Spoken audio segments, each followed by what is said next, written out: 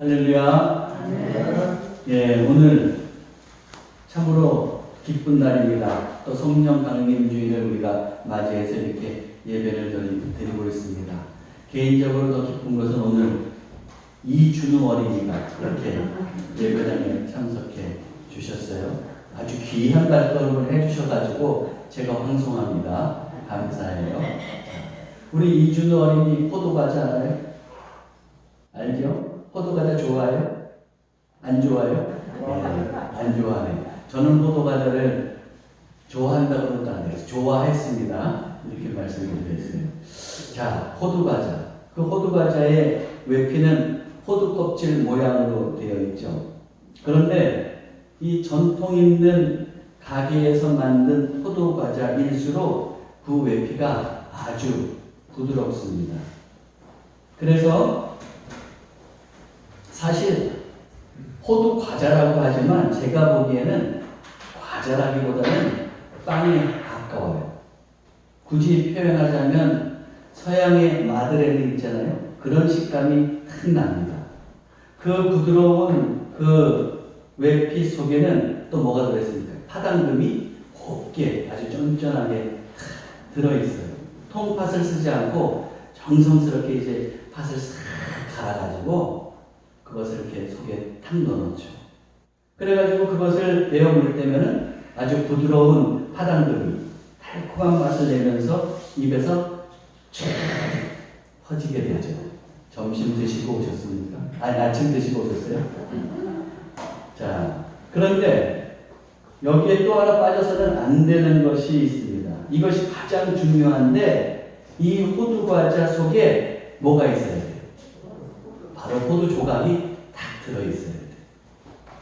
만약에 이 호두 과자에 호두가 들어있지 않다고 하면 그건 호두 과자라고 할 수가 없는 것이죠. 그래서 호두 과자를 이제 딱 한 입 베어 물면 어때요? 처음엔 부드럽고 그 다음에는 달콤하고 그 다음에 그 속에 있는 호두를 씹을 때 바사삭 하는 소리가 날 때 비로소 우리는 호두 과자를 먹었다고 할 수가 있습니다.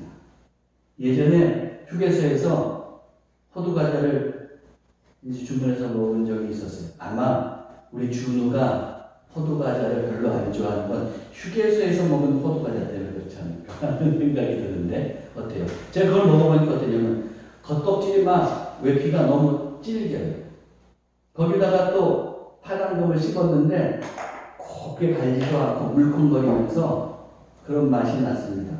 더 중요한 건 실망스러웠던 건 그 안에 호두가 없었어요. 나중에 보니까 그것은 호두 과자가 아니었습니다.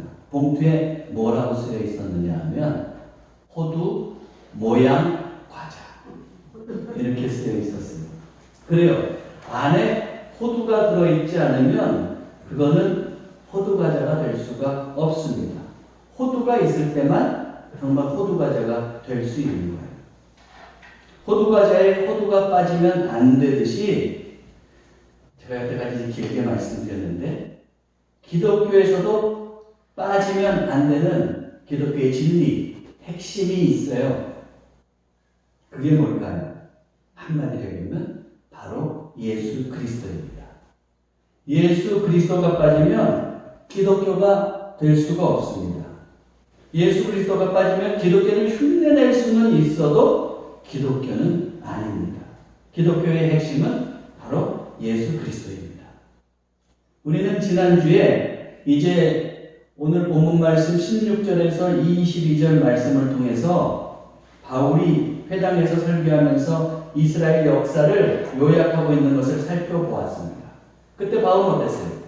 그 이스라엘의 그 출애굽 사건부터 다윗에 이르기까지의 역사를 요약하고 있었습니다. 이것을 회당 사람들이 들었습니다. 그 회당의 구성원들은 다 유대교인이죠. 다시 얘기하면 유대인이거나 또는 이방인이면서 이제 유대교로 개종한 사람들. 그 유대교인이었어요.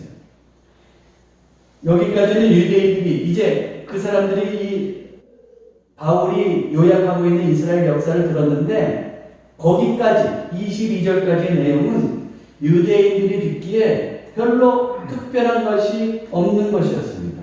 그들이 일성적으로 들어왔던 이야기였던 겁니다.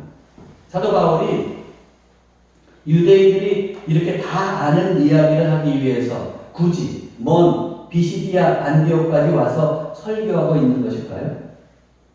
그의 설교가 여기서 끝난다고 하면 그의 설교는 여느 유대인의 설교와 다를 바가 없었습니다. 그러나 그는 그것으로 그치지 않았습니다. 그것과 더불어서 이제 사도 바울은 기독교의 핵심인 예수 그리스도를 전하고 있어요. 그는 이 예수 그리스도를 전하기 위해서 선교여행을 하고 있는 것입니다. 저는 지난 그 16절에서 22절을 살펴보면서 우리가 꼭 알아야 될, 잊지 말아야 될 것 두 가지가 있다고 그랬어요. 그것은 뭐냐면 하나님이 우리의 주인이시고 그리고 또한 우리는 하나님의 도구라는 것을 말씀드렸습니다. 이것이 그리스도인이 꼭 알아야 될 것입니다.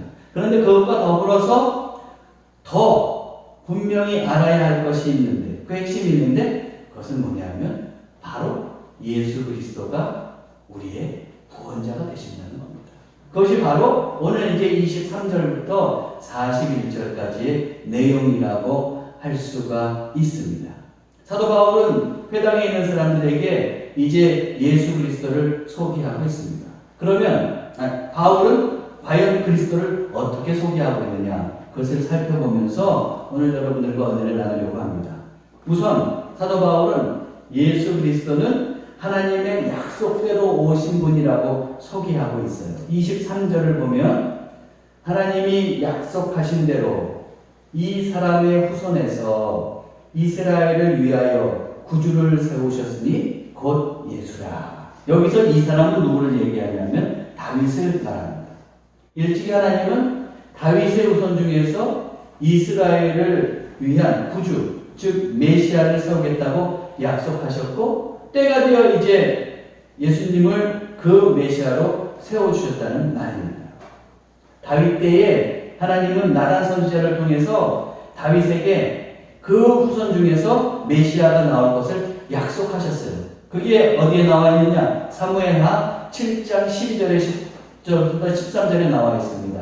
그 내용을 보면 이제 하나님께서 다윗에게 말씀하시는 거예요. 내 수완이 차서 내 조상들과 함께 누울 때에 내가 내 몸에서 날 내 씨를 내 뒤에 세워 그의 나라를 견고하게 하리라. 그는 내 이름을 위하여 집을 건축할 것이요 나는 그의 나라 왕위를 영원히 견고하게 하리라.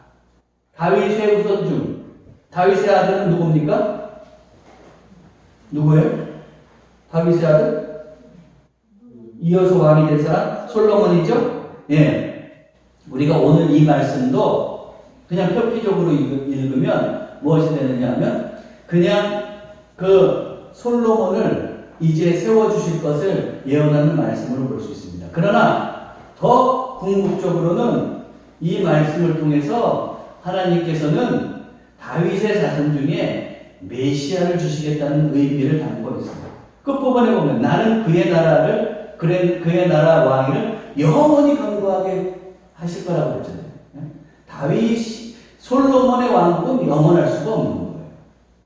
그런데 궁극적으로 다윗의 자손에서 나오는 메시아의 왕국은 영원히 견고하게 서게 되는 것이죠. 그러므로 지금 이 예언의 말씀은 이중적인 의미를 갖고 있는데 우선적으로는 솔로몬이지만 더 궁극적으로는 이제 다윗의 자손 중에서 메시아가 나올 것이라고 하는 그 약속의 말씀이에요.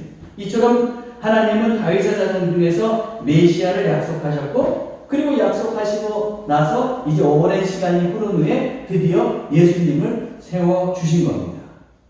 그래서 이 말씀을 사도 바울이 언급하고 있는 거예요. 이렇게 메시아를 약속해 주셨는데 그분이 예수님이셨다. 이렇게 소개하는 겁니다. 이어서 바울은 세례 요한을 언급하고 있어요. 24절, 25절. 그가 오시기에 앞서 메시아이신 예수님이 오시기에 앞서 요한이 먼저 회개의 세례를 이스라엘 모든 백성에게 전파하니라. 요한이 그 달려갈 길을 마칠 때에 말하되 너희가 나를 누구로 생각하느냐? 나는 그리스도가 아니라 내 뒤에 오시는 이가 있으니 나는 그 발에 신발끈을 풀기도 감당하지 못하리라 하였으니. 그렇죠. 하나님께서 세례 요한을 이제 예수님의 길을, 메시아의 길을 예비할 사람으로 이제 먼저 보내셨잖아요. 그것을 언급하고 있는 거예요. 그런데 사도가 이제 그 세례 요한이 자기의 인생을 다 마칠 때쯤 되어서 사람들에게 질문하는 겁니다. 당신들은 나를 누구로 생각하시오? 왜 이렇게 얘기했냐면 사람들 중에 일부는 저 세례 요한이 메시아가 아니야?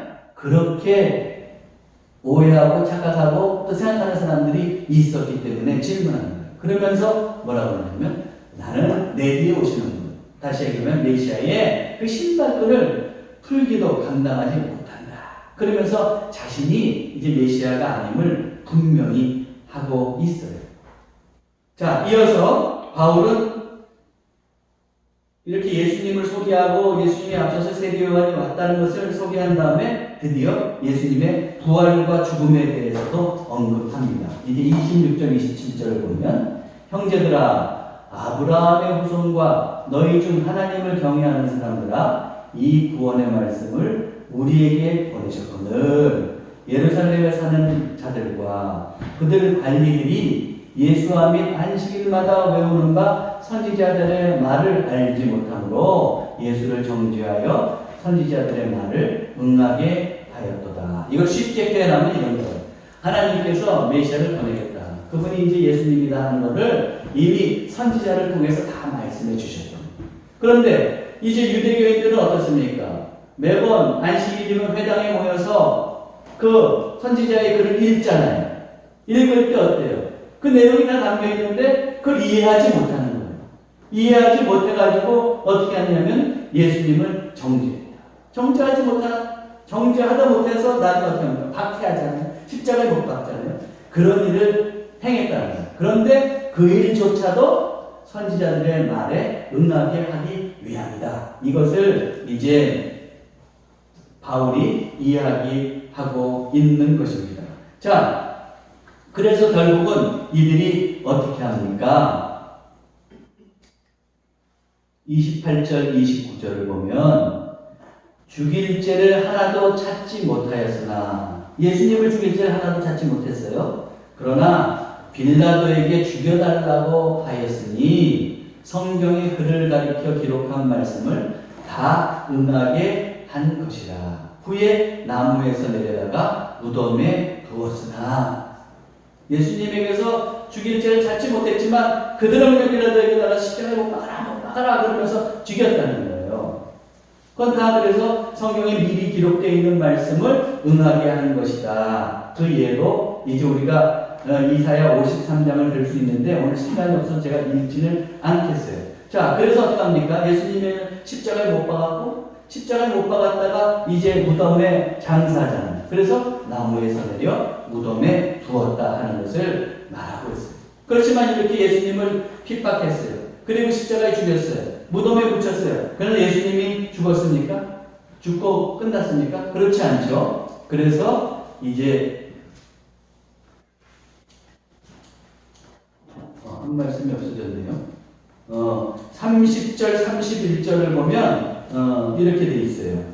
하나님이 죽은 자 가운데서 그를 살리신지라 갈릴리로부터 예루살렘에 함께 올라간 사람들에게 여러 날 보이셨으니 그들이 이제 백성 앞에서 그의 증인이라. 한마디로 얘기하면 30절, 31절을 요약하면 예수님께서 살아나셨다. 그런데 살아나셔가지고 갈릴리에서부터 예루살렘에 함께 올라온 사람들에게 그 살아나신 걸 보이셨다고 그랬어요. 그러면 갈릴리에서부터 예루살렘으로 함께 온 사람들이 누굴까? 누구예요? 바로 예수님이 뽑은 제자들, 12제자들, 사도들을 얘기하는 겁니다. 그 사도들에게 예수님이 보이셨다는 것을 지금 사도 바울이 증언하고 있는 겁니다. 이어서 이제 부활하신 예수님에 대해서 이 사도 바울은 더 부연하는 것이 있어요. 부연하는 게 뭐냐? 32절, 33절 보면 우리도 조상들에게 주신 약속을 너희에게 전파하노니 곧 하나님이 예수를 일으키사 우리 자녀들에게 이 약속을 이루게 하셨다 함이라. 시편 둘째 편에 기록한 바와 같이 너는 내 아들이라 오늘 너를 낳았다 하셨고, 하나님은 이스라엘 조상들에게 예수님이 부활하실 것을 이미 약속하셨어요. 그래서 예수님을 일으키셔서 그 약속을 이루셨습니다. 이렇게 부활한 예수님은 그런데 누구예요? 누구의 아들이에요? 하나님의 아들이에요. 그래서 시편 2편 7절의 말씀을 이제 언급하고 있는 게 사도 바울이 너는 내 아들이라. 누가 얘기하시는 거예요? 하나님께서 얘기하시는 거죠. 너는 내 아들이라 오늘 너를 낳았다. 다시 얘기하면 부활하신 예수님은 하나님의 아들이라는 것을 지금 증거하고 있는 겁니다. 뿐만 아니라 사도 바울은 이어서 이제 부활하신 예수님은 부활하셨기 때문에 어떻게 해요? 다시는 썩음을 당하지 않는다는 것을 34절 35절에서 말하고 있어요. 말씀을 전하고 있습니다. 또 하나님께서 죽은 자 가운데서 그를 일으키사 다시 썩음을 당하지 않게 하실 것을 가르쳐 이르시되 내가 다윗의 거룩하고 미쁜 은사를 너희에게 주리라 하셨으며, 또 다른 시편에 이르시되 주의 거룩한 자로 썩음을 당하지 않게 하시리라 하셨느니라. 여기 보면 이제 두 가지 구약의 말씀을 인용하고 있습니다. 먼저 내가 다윗의 거룩하고 미쁜 은사를 너희에게 주리라. 이것은 이사야 55장 3절의 말씀을 이제 인용하고 있는 것이고 요약하고 있는 것이고, 주의 거룩한 자로 썩음을 당하지 않게 하시리라. 이것은 시편 16편 10절의 말씀을 인용한 겁니다. 하나님은 다윗의 자손 중에서 메시아가 나올 것을 약속하셨고 그 메시아는 썩음을 당하지 않아요. 그러므로 그것이 어찌 미쁜 은혜의 선물이 아니겠습니까? 그래서 그것을 이제 지금 사도 바울이 이야기하고 있는 겁니다. 이 두 인용문을 통해서 사도 바울은 예수님은 썩지 않으실 부활의 주님임을 분명히 합니다. 자, 그래서 사도 바울은 이제 이렇게 이야기하는 거예요. 36절에 보면, 37절에 보면 뭐라고?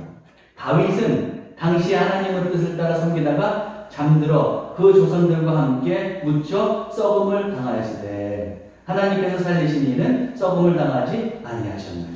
다윗은 하나님의 마음에 합당한 사람이었죠. 그럼에도 불구하고 그는 죽었을 때 다 육체가 썩을 수밖에 없었던 거예요. 그러나 이제 메시아이신 예수님은 어떻다는 거예요? 다시 살아나셨기 때문에 절대 썩지 아니하신다. 이것을 지금 증거하고 있는 겁니다. 자, 이제 길게 제가 쭉 본문의 말씀을 설명드렸어요. 자, 그런데 이것을 결론적으로 얘기하면 뭐예요? 예수님의 지금 사도 바울은 십자가의 죽음과 부활을 언급했죠. 이것을 언급하고 있어요. 이게 좀 길게 들려도 우리에게 중요한 것은 이것은 뭐냐? 바로 예수님이 우리 신앙의 핵심임을 알려주는 것이요. 더불어서 예수님의 죽음과 부활은 우리에게 가장 중요한 것이기 때문에 우리가 이것을 조금 더 눈여겨보아야 합니다. 자, 그러면 저는 지금부터 이제 예수님의 죽음과 부활에 대해서 조금 더 살펴보려고 해요. 자, 먼저 예수님의 죽음을 조금 더 살펴보려고 하는데, 예수님의 죽음이 왜 중요하냐? 그것은 바로 예수님의 죽음은 우리의 구원과 긴밀하게 연결되어 있기 때문에 그렇습니다. 저를 따라서 한번 해보세요. 예수님의 죽음은 우리의 구원과 긴밀하게 연결되어 있다. 자, 예수님께서 십자가에 죽으신 것은 그냥 죄 없으신 분이 억울하게 죽으신 그 죽음이 아니에요. 표면상으로 보면 그렇지만 영적으로 보면 거기에는 우리를 구원하시려고 하는 하나님의 뜻이 담겨 있습니다. 예수님께서 우리의 죄를 대신해서 십자가를 지신 것입니다. 예수 그리스도를 믿으면 죄 사함을 받고 그래서 구원을 얻게 됩니다. 사도 바울이 그래서 이렇게 외치고 있는 거예요. 38절, 39절을 한번 보세요. 그러므로 형제들아, 너희가 알 것은 이 사람을 힘입어 죄 사함을 너희에게 전하는 이것이며, 또 모세의 율법으로 너희가 의롭다 하심을 얻지 못하던 모든 일에도 이 사람을 힘입어 믿는 자마다 의롭다 하심을 얻는 이것이다. 바울은 말하기를 예수님을 힘입어서 죄사함을 받을 수 있고, 또 율법이 아니라 예수님을 힘입어서 하나님에게 의롭다함을 인정받는다고 그렇게 증거하고 있습니다. 우리는 스스로 구원할 수 없습니다. 왜? 죄 있는 자가 어떻게 죄의 문제를 해결하고 스스로 구원할 수 있습니까? 이것은 뭐지? 하나님께서 보내주신 예수 그리스도를 통해서만 가능한 일이에요. 그러므로 우리는 예수 그리스도를 힘입을 때에만, 예수 그리스도를 믿을 때만 이 죄의 문제를 해결하게 되는 거예요. 간혹 믿는 사람들 중에서, 기독교인 중에서 기독교를 그저 예수 그리스도를 본받아 사는 것으로만 이해하는 사람들이 있습니다. 그러나 그 이전에 우선적으로 우리가 해결해야 될 것이 있는데, 그것이 뭐냐면 예수 그리스도를 통해서 구원받는 거예요. 영국의 한 설교자가 이제 유서 깊은 캠브리지 대학에 갔어요. 그래서 그 대학 채플에서 설교를 하는 겁니다. 설교를 하는데 설교의 주제가 뭐였냐면 십자가를 통한 구원과 예수님이 구주되심에 대해서 이제 설교를 했어요. 그랬더니 예배가 끝난 다음에 한 학생이 그 설교자에게 다가와서 이렇게 이야기하는 겁니다. 저는 목사님이 이런 지성의 캠퍼스 강단에서 십자가에 피 흘리는 예수를 증거하는 것에 대해서 적잖게 실망을 느꼈습니다. 왜 목사님은 좀 더 고상한 도덕적인 그 모범으로서의 예수 그리스도를 제시하지 않았습니까? 그 학생이 듣고 싶었던 지성의 전당에서 예수님이 말도 안 되는 십자가에 못 박혀서 죽었다고 하는, 그래서 그 피로 인해서 우리가 죄사함을 받았다고 하는 그런 말도 안 되는 얘기하지 말고, 삶에서 아주 최상의 모범이 된다고 하는 것을 얘기해서 우리를 그렇게 모범을 따라하게 만들어야지 왜 그런 설교를 하셨습니까? 이렇게 얘기하는 거죠. 그랬을 때 이 설교자가 반문합니다. 만일 내가 여러분들에게 그 도덕적인 모범으로서의 예수 그리스도를 증거했다면 당신은 그 예수님을 따라서 기꺼이 사시겠습니까? 물론이죠. 그 학생이 그랬습니다. 그래요? 그러면 예수 그리스도는 도덕적으로 전혀 죄가 없는 분이셨습니다. 그러면 당신도 죄 짓지 않고 예수처럼 살 수 있습니까? 그 학생이 대답하는 거예요. 그거야 완전 무결하게 무죄의 상태로 산다는 것은 불가능한 일이죠. 그렇다면 당신은 지금 삶 속에서 죄가 있다는 것을 인정하는 건가요? 그랬더니 그 학생이 그럽니다. 물론이죠. 그러자 그 설교자가 얘기하는 거예요. 바로 그렇기 때문에 오늘 저는 당신에게 죄에서 구원받을 수 있는 방법을 얘기한 거예요. 죄에서 구원해 주시는 구주이신 예수 그리스도를 증거한 겁니다. 구주이신 예수 그리스도를 알지 못하는 사람에게 윤리의 모범이신 예수 그리스도를 말한다는 것은 전혀 의미가 없습니다. 물에 빠져 죽어가는 사람들에게 필요한 것은 구원이지 윤리의 모범이 필요한 것이 아닙니다. 어때요? 맞습니까? 네, 그래요. 그렇습니다.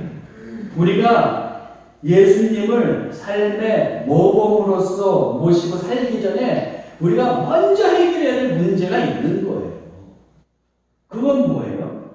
예수 그리스도를 통해서 죄사함을 받는 거. 예수님을 믿음으로 인해서 죄에서 해방되는 것이 중요한 거예요. 하나님은 우리를 죄에서 해방시키시고 우리에게 영생을 주시기 위해서 예수님을 보내주신 겁니다. 그래서 우리가 다 잘 아는 말씀, 요한복음 3장 16절. 하나님이 세상을 이처럼 사랑하사 독생자를 주셨으니 이는 그를 믿는 자마다 멸망하지 않고 영생을 얻게 하려 하십니다. 그러므로 우리는 예수 그리스도를 통해서 죄 사함을 받을 수 있다는 것을 깨닫고 먼저 예수님을 믿어야 해요. 이것이 우선되는 겁니다. 할렐루야. 그러나 여기에 그치면 안 되는 것이죠. 그와 더불어서 이제 세상에 예수 그리스도를 전하고 또 예수 그리스도를 본받아 살아가야 되는 것입니다. 분명히 여러분들 기억하세요. 예수 그리스도를 믿고 죄 용서 받는 것이 먼저예요. 그렇다고 예수님을 본받아 살아가는 것은 별로 중요하지 않다는 말이 아닙니다. 구원받은 자는 마땅히 예수님을 본받아서 살아가야 돼요. 이 두 가지는 하나도 버릴 것이 없습니다. 두 가지가 다 중요한데 선호가 있을 뿐이에요. 먼저 예수님을 믿고 구원받고 그 다음에는 하나님 나라의 백성이 되어서 하나님의 뜻대로 예수 그리스도를 본받아서 살아가야 되는 것이죠. 만약에 이 두 가지를 무시한다면 하나님께서 기뻐하시지 않을 겁니다. 모쪼록 사랑하는 성도 여러분, 이제 우리가 오늘 이 말씀을 통해서 다시 한번 깨달아야겠어요.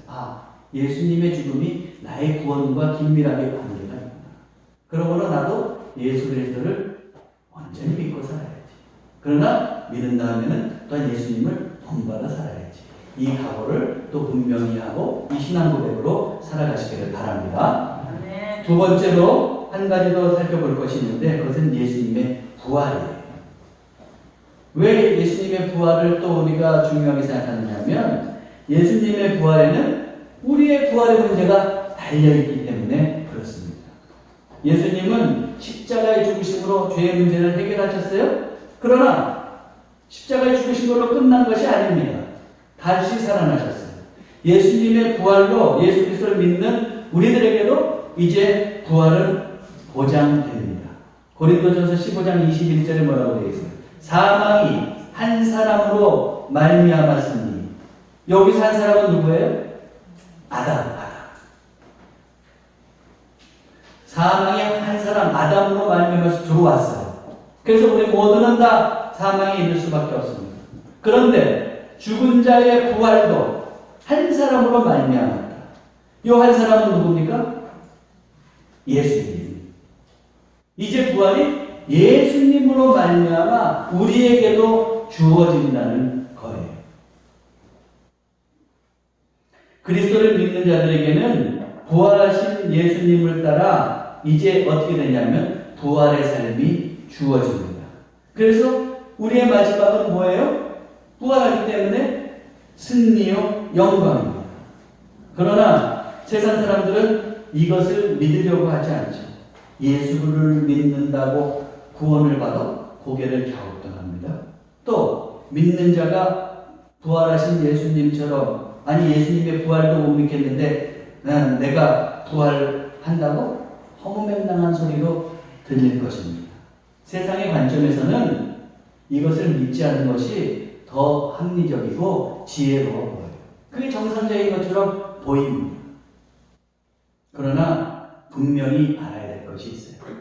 세상 사람들이 보기에 터무니없고 미련해 보이는 이 영적인 진리가 하나님의 지혜에서 비롯됐다는 거예요. 그래서 사도 바울은 이렇게 증거하고 있습니다. 고린도전서 1장 20절 21절 지혜 있는 자가 어디 있느냐? 선비가 어디 있느냐? 이 세대의 변론가가 어디 있느냐? 하나님께서 이 세상의 지혜를 미련하게 하신 것이 아니냐. 세상의 고상한 지혜로 구원받아? 예수 믿으면 구원받아? 예수님을 통해서 구원을 입을 수가 있어? 그런 거는 다 그들은 못 믿죠. 자기들이 똑똑하다고 생각하죠. 그런데 오히려 그런 것들이 하나님께서는 더 미련하게 하신 것이 아니냐고 얘기합니다. 하나님의 지혜에 있어서는 이 세상이 자기의 지혜로 하나님을 알지 못한다. 이 세상 지혜 가지고는 하나님의 진리의 그 교회 하나님의 지식을 알 수가 없어요. 알 수가 없어. 하나님께서 전도에 미련한 것으로 믿는 자들을 구원하시기를 기뻐하셨다. 그래서 하나님의 말씀을 전도하게 하시는 거죠. 전하게 하시는 거예요. 그래서 사도 바울도 지금 어때요? 비시디아 안디옥에 회당에 들어가서 복음을 전하고 있는 것이 아닙니까? 세상의 지혜만으로는 하나님을 알 수 없고 하나님의 계획을 알 수 없어요. 하나님의 지식을 알 수가 없습니다. 구원과 부활의 길을 알 수가 없습니다. 성서가 전하고 있는 영적인 진리를 받아들일 때 우리는 비로소 구원을 받고 부활의 소망을 가질 수가 있습니다. 오직 예수 그리스도를 믿을 때만이 구원을 받을 수가 있습니다. 부활하신 예수 그리스도 안에 있을 때 우리는 부활의 삶을 누릴 수가 있는 겁니다. 모쪼록 사랑하는 성도 여러분, 예수 그리스도께서 부활하셨음을 여러분들 다 믿으시죠? 그리하여 부활의 소망을 가지고 살아가시기 바랍니다. 자, 이제 말씀을 정리하려고 해요. 사도 바울은 지금 회당에서 예수 그리스도를 전하고 있어요.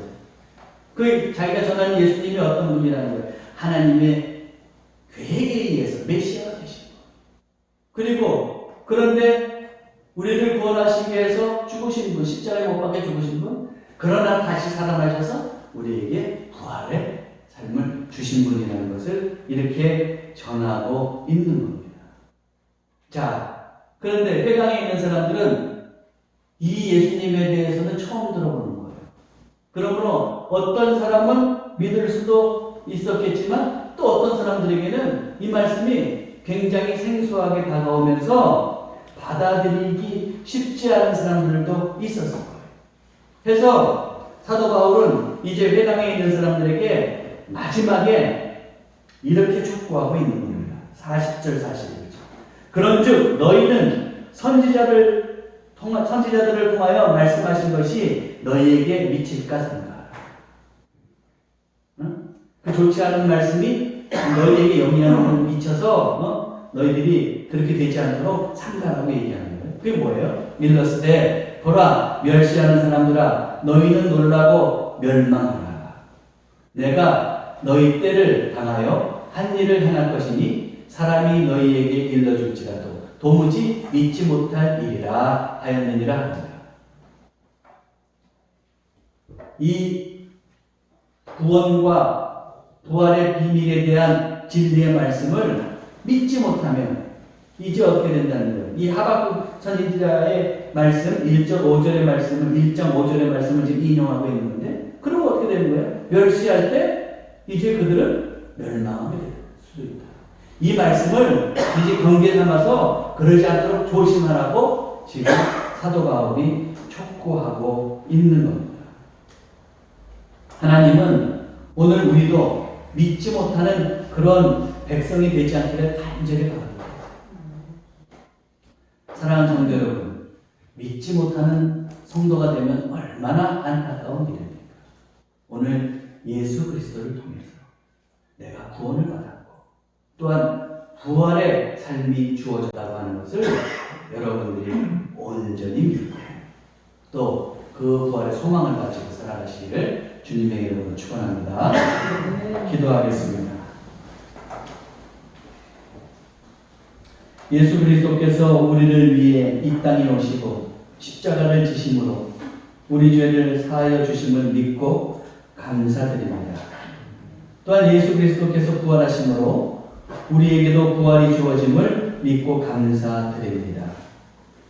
우리 믿음의 핵심은 예수 그리스도에 대한 믿음임을 잊지 않게 하시고 예수 그리스도를 믿음으로 구원의 확신과 부활의 소망으로 살게 해 주옵소서.